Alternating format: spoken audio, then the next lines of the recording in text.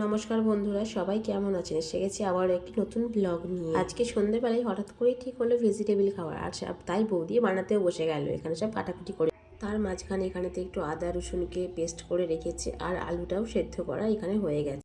দেন এখানে একটুখানি বাদাম ভেজে নিচ্ছে, তার মাঝখানে সবজিগুলো একটু ভেজে নিচ্ছে। সব কিছু ভাজা হয়ে গেছে, এবার মিক্সড করার পালা।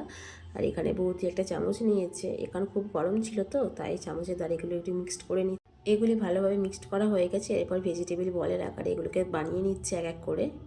আর এখানে দেখুন সব কটা বল এভাবে তৈরি হয়ে গেছে। ছিল না তাই এভাবে টোস্টের গুঁড়ো দিয়ে বৌদিকে করতে হলো। আসলে সন্ধ্যেবেলায় হঠাৎ করে হয়ে যেত, তাই মা বললো আর আনতে যাওয়ার দরকার নেই, টোস্টের গুঁড়ো আছে ওটাকেই দুবার ধরে এভাবে করে নি, তাহলেই হয়ে যাবে। ফাইনালি এই কাজটাও হয়ে গেল খুব তাড়াতাড়ি। এরপর কর্নফ্লাওয়ারটা গুলে নিল, আর আমাকে বললো কি কর্নফ্লাওয়ারে ডুবিয়ে দিতে। আর বৌদি টোস্টের গুঁড়োগুলো ভেজিটেবিলগুলোতে লাগিয়ে নিল। এভাবে সব কটা ভেজিটেবিলও টোস্টের গুঁড়ো লাগানো কমপ্লিট হয়ে গেল বৌদির। আর এই দেখো তেলেতে ভাজতে দিয়ে দিয়েছে, একদিকটা ভাজা হয়েও গেছে। বাস হয়েই গেল আজকের ভেজিটেবিল। আর বৌদি সবার আগে এভাবে দাদাকে সাজিয়ে দিয়েছে।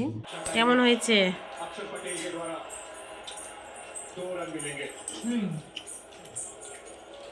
দারুণ হয়েছে। আমার বৌমা দারুণ করেছে। দাদা ক্যামেরার সামনে বলতে লজ্জা পাচ্ছিল, তাই মায়ের থেকে ছেলের থেকে জেনে নিলাম, ওদের খুব ভালোই লেগেছে। ভালো হয়েছে।